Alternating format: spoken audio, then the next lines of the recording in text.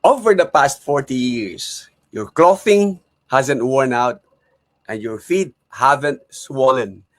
Deuteronomy chapter 8 verse 4 CEV. Blessed everyone and welcome to our live stream. Again, this is your brother in Christ, Jose Ronnie Boy Perez Cariaga. Muli na naman po tayo nagbabalik at nagbibigay pugay at bumabati sa lahat-lahat ng mga kapatiran natin, sa lahat-lahat ng mga kaibigan natin at sa lahat-lahat ng mga tumatangkilik ng broadcast na ito. Muli, saang dako man kayo naruroon, saang parte ng mundo, anong araw, anong oras man ninyo panoorin ang broadcast na ito, ang pagpapala ng dakilang may kapal ang sana ay sumaaten. Ang ganda ng bersikulo. 40 years, isang henerasyon, maliban na lamang sa counting ng generations ngayon. Kaya tingnan nga po muna natin ang kanyang konteksto at basahin nga po muna natin ang Deuteronomy chapter 8. Start tayo sana ng 1 hanggang 4. Subalit nag-start ako sa 2 hanggang 4. At itong sinasabi. Sa ako maikaigsuunan diha sa Mindanao sa Kabisayaan, hinumduman mo ang tanan nga dalan nga gidad-an kanimo ni Jehova nga imong Dios. Nining kapatan katuig didto sa kamingawan aron ikaw pagapaubso niya sa pagsulay kanimo aron sa paghibalo sa anaa sa imong kasing-kasing kung buot ka magtuman sa iyang mga sugo kun dili. Ug ikaw gipaubos niya o gipaantos niya sa kagutom o gipakaon ikaw niya sa mana nga wala biilhi hiilhi bisan ang imong mga amahan wala makaila aron sa pagpahibalik nimo nga ang tao dili mabuhi sa tinapay lamang kun dili sa tagsa-tag sa kabutang nga magagula gikan sa baba ni Jehova. Mabuhi ang tao. Ang imong biste wala gayud madaan sa ibabaw mo ni naghubag ang tiil mo sulod sa kapatan katuig. Lagi penyo ti panangidalan ti Apo a Diosyo kada kayo itinabayag panang dalyasat tiyo. Iti letang iti uneg ti 40 atawen. Sinuot na kayo tapno maamuan na no anya ti adda iti puso yo ken no tungpalin nyo dagiti bilbilin na. Pinagbisin na kayo, sana kayo metla inikkan iti mana. May sa ataraon a diyo pa'y naramramanan, uray dagiti kapuunan yo. Inaramid na da ito, ay tapno masursuro yo, saan la at tinapay ti pagbiag ti tao. No di pa'y ket dagiti amin asaw ti Dios. Iti uneg, ti 40 atawen, saan narunot dagiti pagan-anay yo, wenno limteg dagiti dapanyo. At iyong alalahanin ang buong paraan na ipinatnubay sa iyo ng Panginoon mong Diyos nitong 40 taon sa ilang upang kanya mapangumbaba ka at subukin ka. Na maalaman kung ano ang nasa iyong puso, kung iyong gaganapin ang kanyang mga utos o hindi. At ikaw ay pinapangumbaba niya at pinagpagdamdam ka niya ng gutom. At pinakain ka niya ng mana na hindi mo nakilala, ni nakilala ng iyong mga magulang, upang kanyang maipakilala sa iyo na hindi lamang sa tinapay nabubuhay ang tao, kundi sa bawat bagay na nagmumula sa bibig ng Panginoon. Ang iyong suot ay hindi naluma sa iyo, ni hindi namaga ang iyong paa nitong 40 taon. Remember how the Lord your God led you on this long journey through the desert these past 40 years. Sending hardships to test you, so that he might know what you intended to do and whether you would obey his commands. He made you go hungry, and then he gave you manna to eat, food that you and your ancestors had never eaten before. He did this to teach you that you must not depend on bread alone to sustain you, but on everything that the Lord says. During these 40 years, your clothes have not worn out, nor have your feet swollen up. Deuteronomy chapter 8, verses 2 down to 4. May the Lord bless the reading.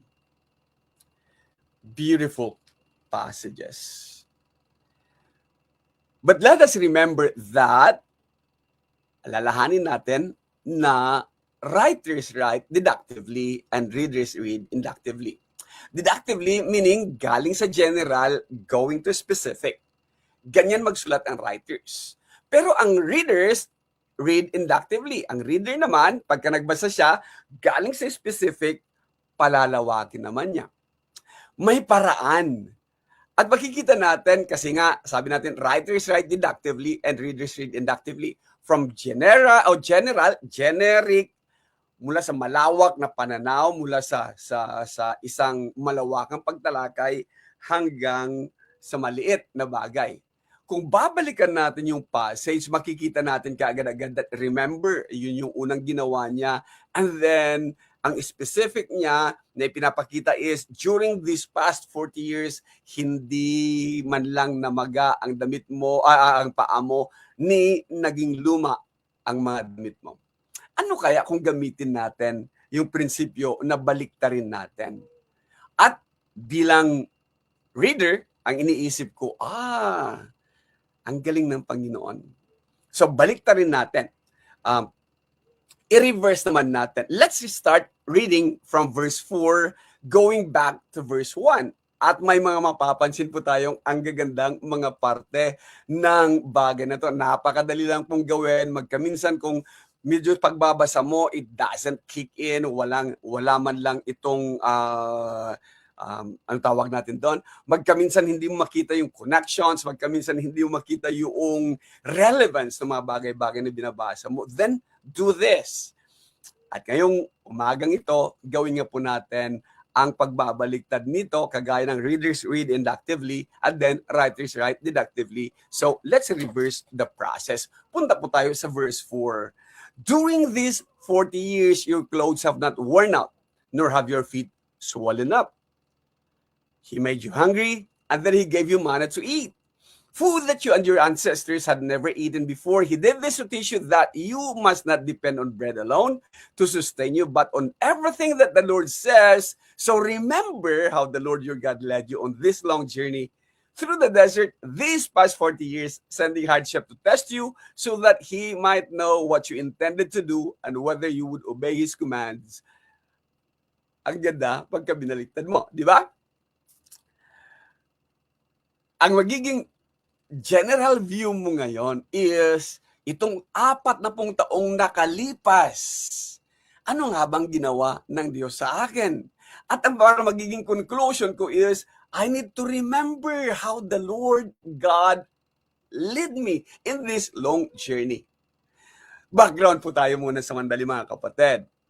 Ang Deuteronomy chapter 8, ito yung recounting dahil 40 years na silang nasa disyerto.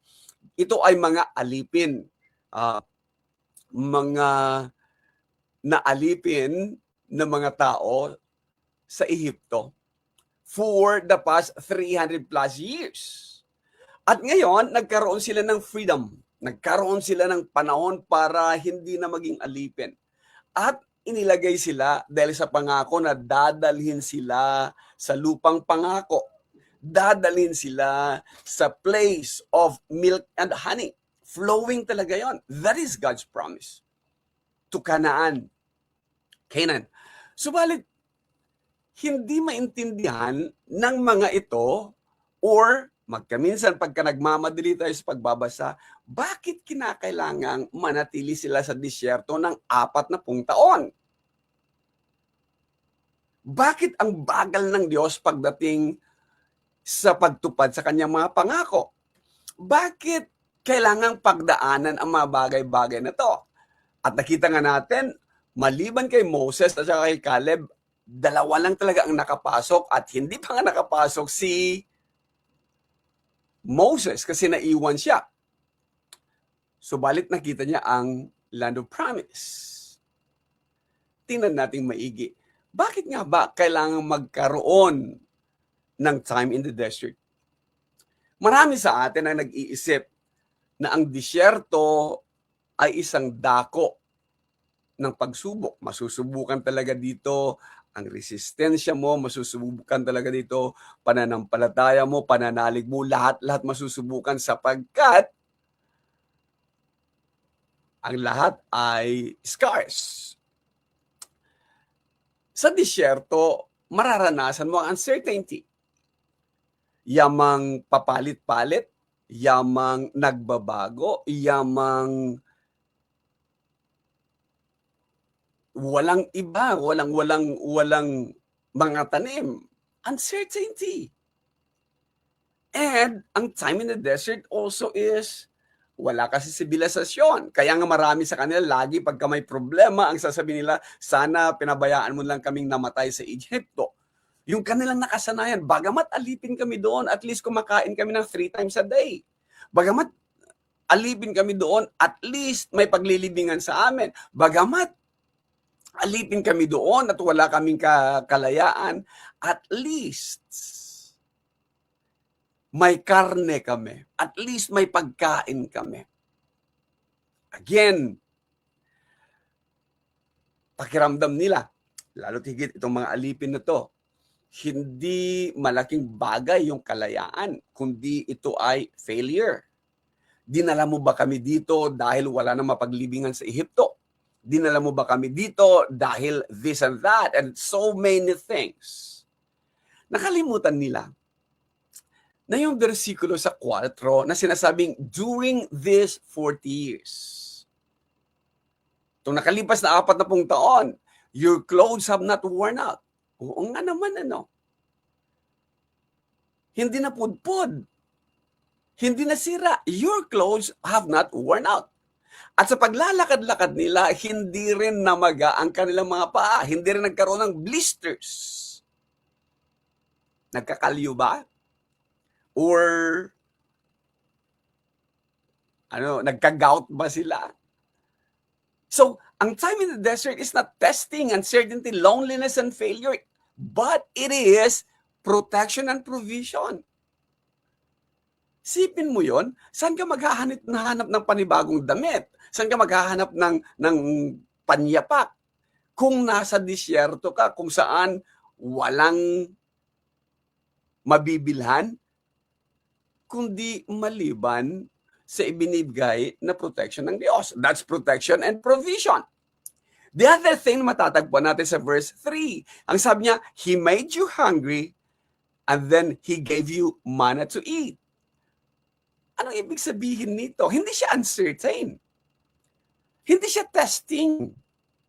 Kundi ang nakasanayan, dahan-dahan niyang tinitibag kasi sila, every time na magkaroon sila ng problema, babalikan nila yung nakasanayan.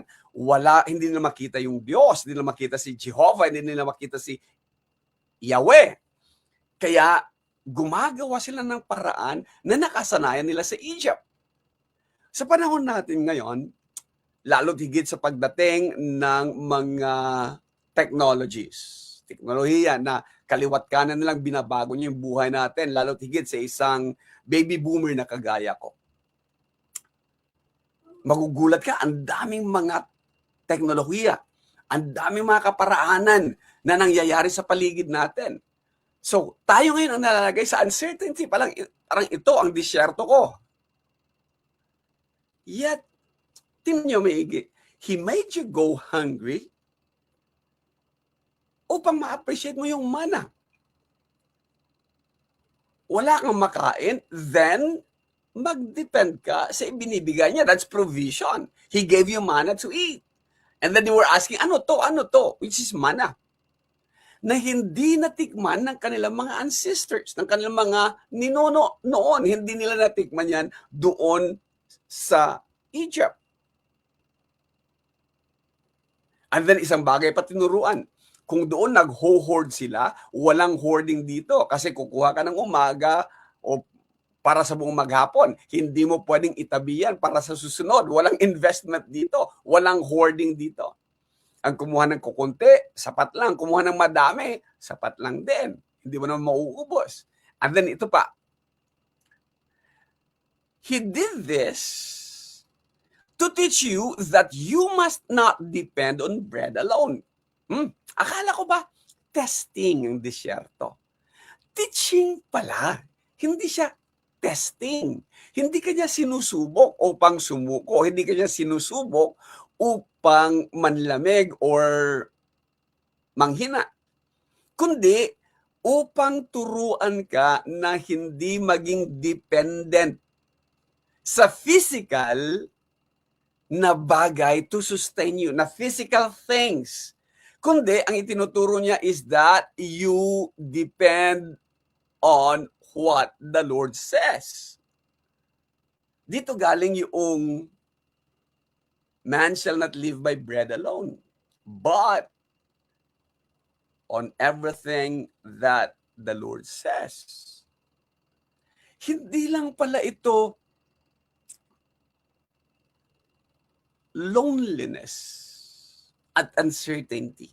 Hindi rin siya testing ng ating faith, kundi ang itinuturo niya is dependence upon the provider of things. Sustainer of life. Yung pagtingin nila na pagsubok, pagtingin nila na walang katiyakan, pagtingin nila na kalungkutan lang, pagtingin nila na ang lahat-lahat na to ay kapalpakan, ang itinuturo pala niya ay, hey, teaching you that you will be dependent upon what God gives, and that you need to know that He provides protection and provision. Tuloy natin. Ang galing. Dahil yung susunod na bersikulo, tingnan nyo, kapag binaligtad natin, ngayon ipapaalala niya, remember. 40 years, di pa ba naman matututo niyan? Remember how the Lord your God led you on this journey. Parang magre-reflect ka na, no? O nga, bakit nga pala ako dinala ng Panginoon dito? O nga, no? Ang hirap siguro maka-relate ng mga silent generation, no? Ang hirap maka-relate. Hirap na nga ako na baby boomer. The more yung silent generation. Hindi nila malaman, dati-rate, walang kuryente, dati-rate, kailangan mong pumila pagka may tatawagan, dati-rate, sa halip na radyo lang. So, kaya nga, kahit na natutulog ang mga yan o nanonood ng television at pagka nakatulog at pinatay mong television, sasabihin namin is, nanonood ako. At sasabihin nila, humihilik ka na nga eh. Ang hindi ma-connect ng mga kabataan is nasanay tayo sa radyo. At sa radyo na i-imagine natin, nagkakaroon tayo na, naaalala natin, yung boses na to, ito yung character na ganito. And by just simply listening to it, habang nanonood ka, kahit na pikit mata ka, para napapanaginipan mo at nanonood ka na pala sa panaginip mo, yung mga bagay-bagay na nangyayari dyan sa television. Kaya pagka pinatay, alam mo na pinatay ang pinapanood mo at katwiran ka agad-agad ay, ba't yung pinatay, nanonood ako? At magtatawanan ng ang mga bagong tubo na to na sasabihin, kanina ka pa naghihilik, Dad. Pero, yun ang setting kasi. Doon tayo nasanay. Much more. Dati-rati pagka may tatawagan ka, no? Telepono. Maghihintay ka sa dial, maghihintay ka sa lahat ng mga bagay-bagay. Pag nag-research ka, punta ka sa library, hanapin mo, talagang kikilos yung kamay mo, yung daliri mo, talagang hahanapin mo. Ngayon, isang pindutan na lang. Hindi na nga pinipindot ang iba. Kasi mayroong yung language na, no? Na pwede mo nang sabihin, hey Siri, hanapin mo ngayong ganito. Oy, sa ChatGPT, pwede mo nang sabihin ulit. Magsalita ka lang, search for this. Or sa ibang mga apps. So mahirap nang intindihin ng ilan. Pero look at this. Remember how the Lord your God led you on this long journey through the desert these past 40 years. Binigay sa iyo ay hardships. What is there to test you? Testing place pala ang desert. Yes, it is. Pero teaching place then. So that He might know what you intended to be. Teaching. Ano ang itinuro sa atin? Dependence. Ano itinuro sa atin? Man shall not live by bread alone. Upang searching, makita din natin, dependence natin. Kanya ba tayo magdidepende or balik tayo sa nakaugalian? And then look at this. Bagamat God is all-knowing, it is needful for us, isipin nyo na lang kung hindi nasulat to, At sasabihin, oy, hindi pala alam ang Diyos kasi sinabi niyang so that He might know what you intended to do. Hindi ba alam ng Diyos na magiging suwail din lang naman tayo o magiging makasalanan din lang naman tayo or hindi din lang naman tayo susunod sa Kanya? Kung hindi nasulat yan, then paano ko i-preach ngayon or paano ko ipapaalala sa atin ngayon, paano ipapaalala sa atin ang banal na kasulatan na ito ang nangyari sa kanila upang maintindihan natin exactly anong sinasabi ni Apostol Pablo.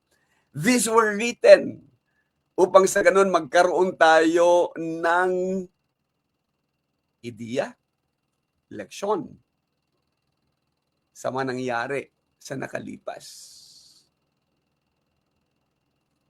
Interesting. Time in the desert. He might know what you intended to do, whether you would obey His commands or not. Purpose-driven. So given pala yun, na may mapagkakataon na kailangan nating malagay sa place ng kawalan, sa place ng uncertainty, sa place ng failure, sa place ng testing, sa place ng loneliness, kung yun ang pagtanaw natin sa disyerto. Purposely done by God to teach us dependence, to teach us that He provides, to teach us to know our priorities, to teach us what matters to us most.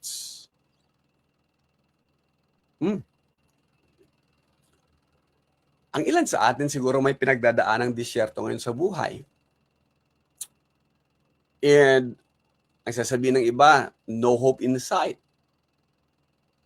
Pero wrong.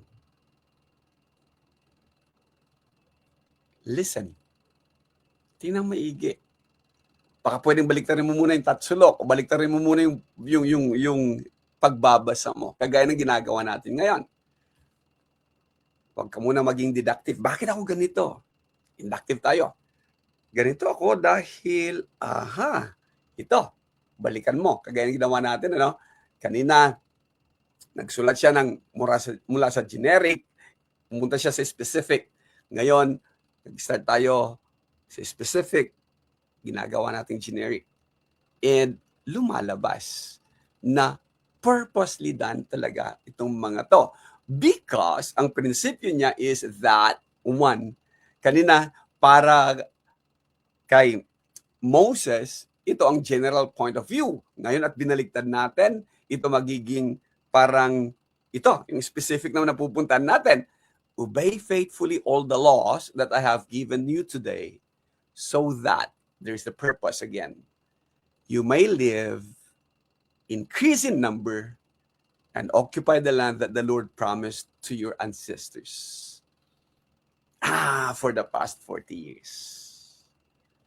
Hindi na magang yung paa. Ito pala yung purpose ng wanderers wandering in the desert of Zin.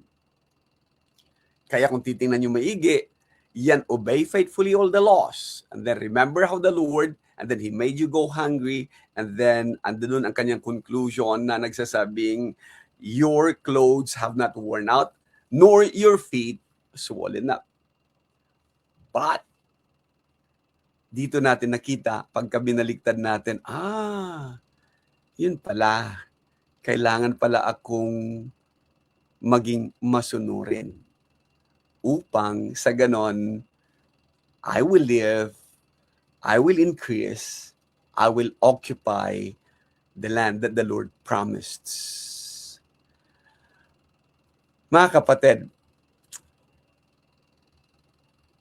ang dami nga pong bagay na sa ngayon ay kailangan lang natin makita ang purpose ng mga pinagdadaanan natin sa buhay. Again, ito ang inyong lingkod at kapatid, Jose Ronboy Perez Cariaga, nagsasabing, until next.